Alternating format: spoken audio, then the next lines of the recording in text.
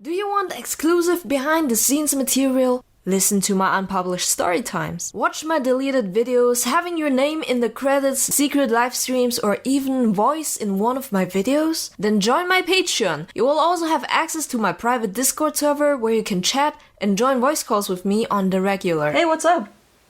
No. Patreon.com/Relachi. Thank you for your support. Please. I'm so lonely.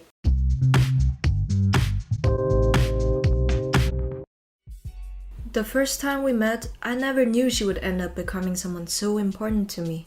She made me experience a myriad of new and intense emotions, more than any simple crush had made me feel. I could think of nothing else but her, for months and for years. She was my first love. If you watched my last video, the prequel to the story about how I found out that I liked girls, you'll know that I was a very socially repressed teenager. The first time I tried to befriend a group of people, I farted and yelled my name at them, and we became friends, so that worked. This is where the story begins. I have everything I've ever wanted. After 15 years of being a loner, I found a group of people I could call my friends. We hung out every Friday at either the manga store or the bubble tea place, and I was also given a nickname. I never had a nickname, so I was excited. My squishy cheeks were the most prominent features on me, so they all started calling me Mochi. Once I got the ball rolling, the fear of talking to people slowly vanished with each passing weekend. Of course, taking the first steps was absolutely horrifying, but it got easier and easier. Your mind gets used to it and you build up this confidence, and it's not the scary unknown territory anymore. Every Friday I would try to talk to as many people as possible, and I got to know 5 new people every week, which also caused me to forget a lot of people immediately. My memory is straight up doo-doo. I would even forget the same person multiple times in a row in my group of friends. And your name is? I'm Cindy. We just met last week. 1 week later. Hey, nice to meet you. Mochi, we know each other. I'm Cindy. Oh, another week later. Nah, I'm gonna arrive to the manga world first. Hey, I think we haven't met yet. We've been talking to each other for the last 3 weeks. Am I this forgettable? Cindy? I don't know why, but this encounter jump-started something in me. My heart became a pile of mush. Suddenly, I got chills, they're multiplying, and I'm losing control. 'Cause the power you're supplying, it's electrifying. Do people these days even know this song? Are you alright?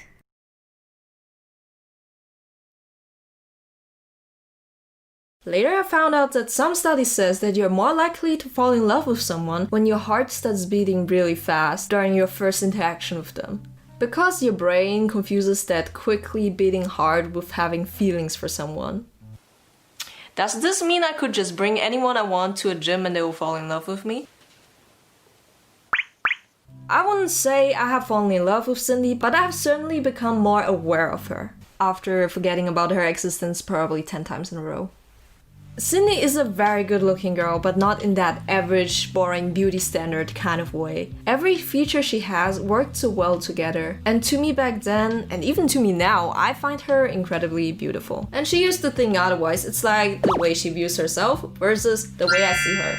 Cindy looked a bit like a real-life anime girl with her brunette bangs and green eyes. She was a white girl. However, she managed to somehow look more Asian than me. One time we were shopping in a Chinese grocery store and the cashier asked Cindy in Chinese, 你要一个袋子吗? And when it was my turn, they just said, 'Do you need bag?' I brought this honor to me, I brought this honor to my family, I brought this honor to my cow. Okay, to be fair, Cindy had those gorgeous hooded eyes which made her look kind of Asian. Cindy was also taller than me, and at first glance, she seemed very mature and independent, but at the same time, you want to protect her. Every loud noise startled her, and she was afraid of scary things like spiders, the dark, strange noises, and anything horror. I mean, I was scared of these things too, but she was just way cuter than me, and so I had to protect. During sleepovers, she would get startled from every noise, and I would hug her to calm her down. And this might have calmed her down, but it did anything but calm me down, man. She was so soft and smelled really nice, and oh god, I'm so gay! On New Year's Eve, we were on the rooftop, and when the fireworks started at midnight, she would hold onto my arm and hide behind me. And yeah, I was scared as heck too from the loud noises, but bruh, I didn't budge because I gotta protect her from these fireworks. When you're starting to get feelings for somebody, you want to be around them more and talk to them as much as possible. When the first messenger apps were starting to get popular, me and Cindy started texting each other. I would check my phone every minute to see if Cindy texted me, no matter what I was doing. It was my first smartphone too, so my parents started to get worried that I would get addicted to it, but in reality I was addicted to love. We barely talked to each other. 90% of our interactions was through text, kinda sad.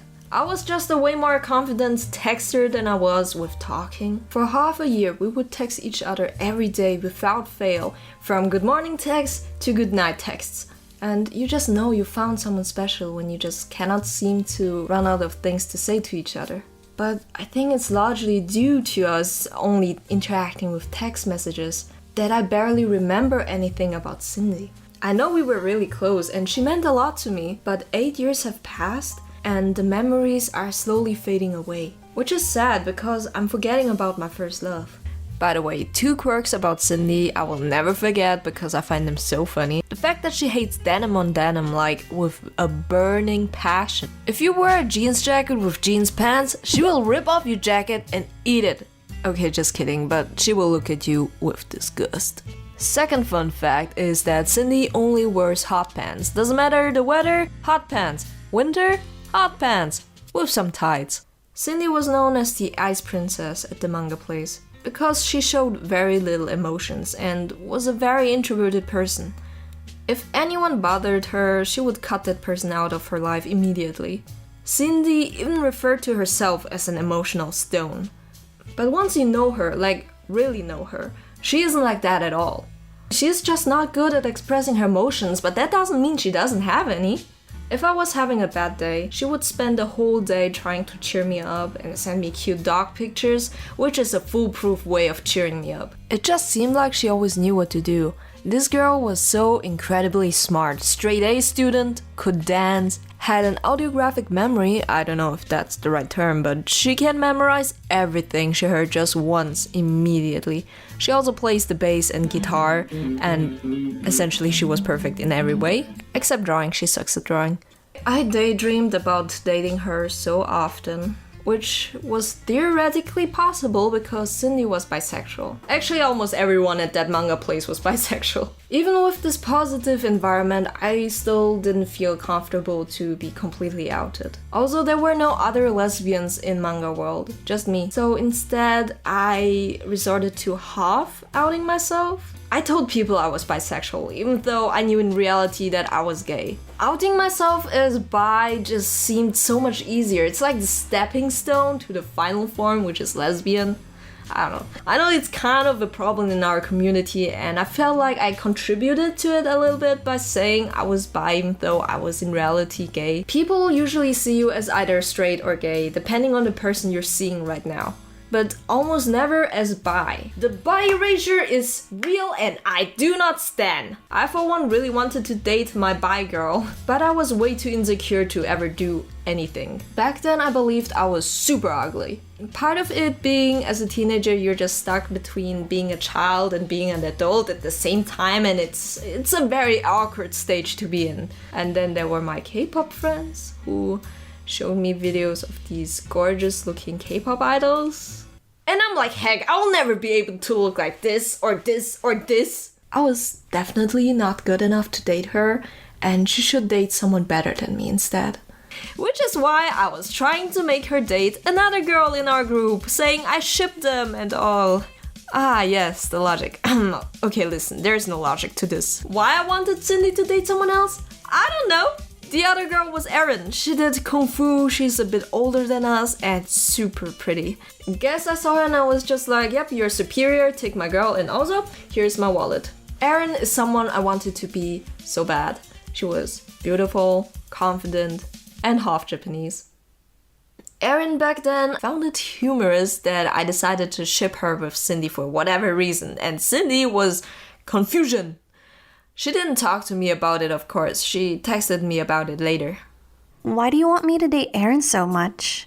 Because you guys are cute together. You know Erin is straight, right?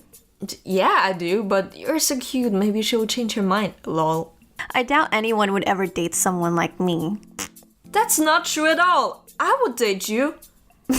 Yeah, sure. No, I mean it. I think I'm in love with you. That was the first risky text I've sent in my life, and I was like, oh no, I've soiled our friendship. I immediately regret everything. What have I done? I should not have said that. If anyone asks me where I am, I have left the country. I don't know about this. I think we should just stay friends. You know what I texted back to this? I won't give up until you're in love with me too. Every romantic film and series I watched gave me the wrong idea on how to pursue love the right way. Most of their plots consist of someone being into another person, the other person not being interested, the main character then being very persistent until the other person falls in love with them too. which is exactly what I tried to do.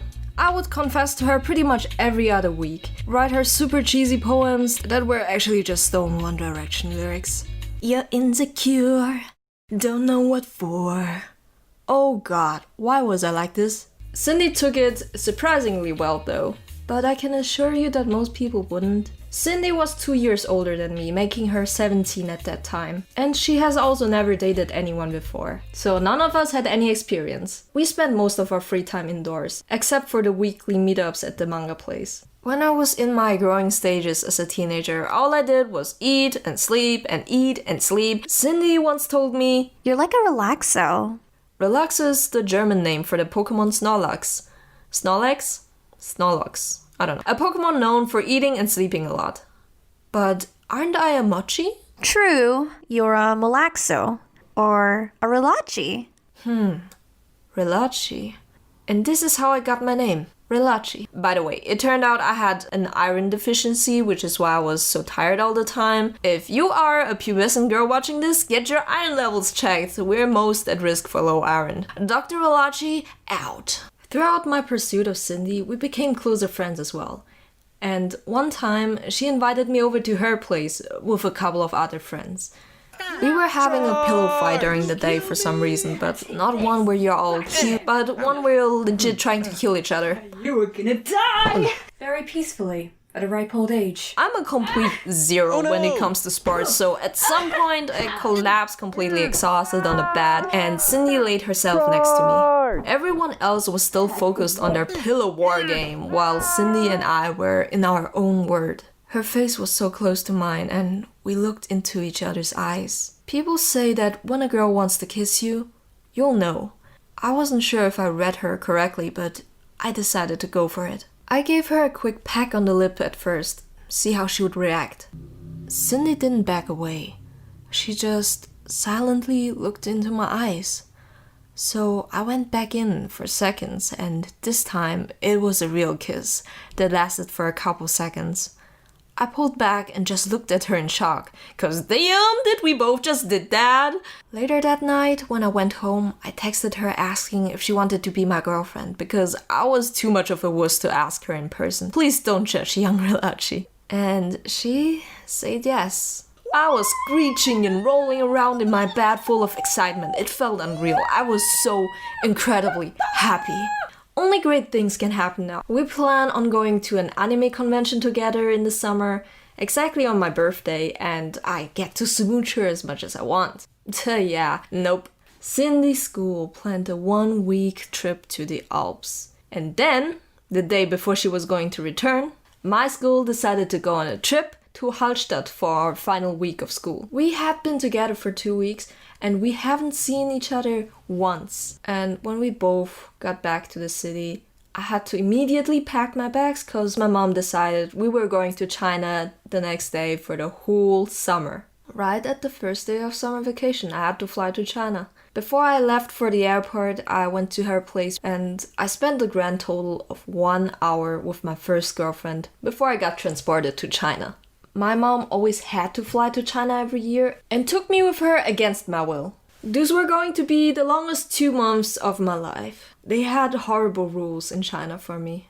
I had to live together with my grandparents, which in itself is not a bad thing. However, if you live together with very old people and only old people for 2 months as a teenager, it would get kinda lame.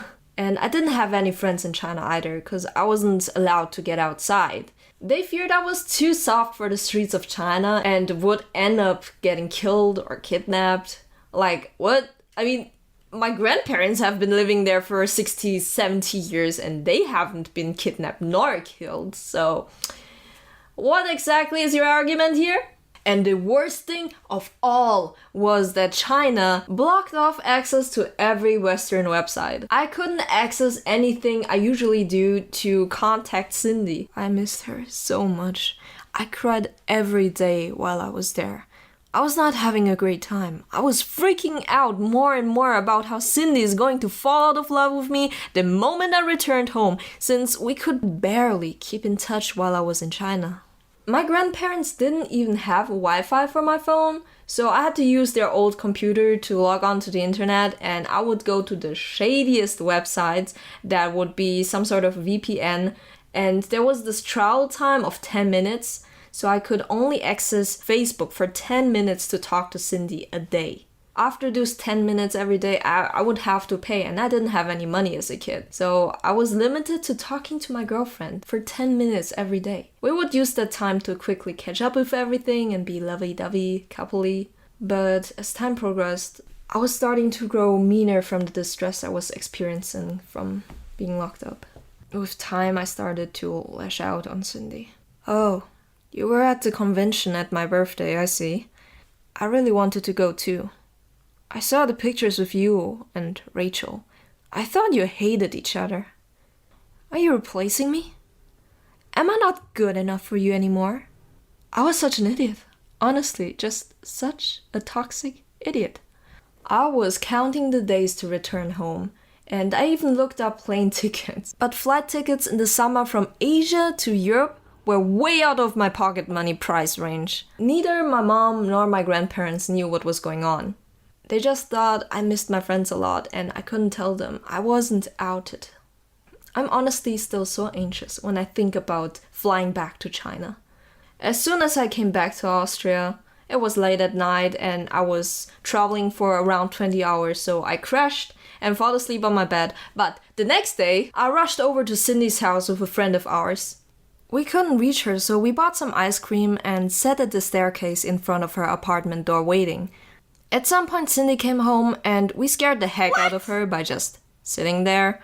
Still as easily scared as ever. That's my Cindy. We proceeded to hang out as per usual, but Cindy was less okay with me being touchy. We didn't kiss either. I was kind of worried, but I brushed it off. But the next day, on my very first day back to school, I was feeling more and more bothered by what happened, so I decided to text Cindy. I just exploded and asked her why she was so distant. I don't know. I just kind of don't really feel anything anymore. Well, then just break up with me. Yeah, I guess I will. I mean, I mentioned it first, but I didn't think she would actually break up with me in that moment. I was not prepared for that. I blamed the China visit, and then I blamed myself. I couldn't cry because I was in the middle of class, so I held it in. I didn't sleep one bit that night. I cried through until it was morning again. It's a bit embarrassing, but I texted Cindy begging, saying how sorry I was, saying how everything is going to be different now that I'm back in Austria. But it's a hard lesson young Relachi had to learn. Once a girl makes up her mind to leave you, it's over. I spent so many nights crying and begging Cindy to take me back that I completely burned that friendship bridge with her. I had to find a distraction, which is where Cindy's friend from Japanese class, Rachel, stepped in. Hi, hope you enjoyed this video. I plan to make a whole timeline about every relationship I've ever been in. If that's something you're interested in, then leave a like and or comment to let YouTube's algorithm know that we want more lesbian love stories here. Shout out to all my patrons who support this channel. My next video may or may not be about how I lost my V-card, so stay tuned for that. Have a good day.